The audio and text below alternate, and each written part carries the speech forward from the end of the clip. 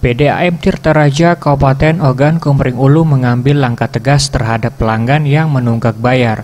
Setelah sebelumnya memberikan surat peringatan, saat ini secara bertahap melakukan pemutusan jaringan air bersih kepada pelanggan. Dalam penertiban ini, pihak PDAM menerjunkan 8 tim dan disebar di seluruh wilayah pelanggan PDAM.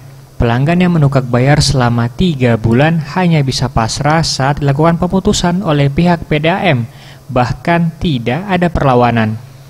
Humas PDAM Tirta Raja Vanko menjelaskan, di wilayah Oku ada 5.000 pelanggan PDAM yang menunggak bayar. Jika ditotal berkisar 5 miliar rupiah. Pemutusan aliran ini khusus untuk pelanggan yang menunggak bayar selama 3 bulan lebih.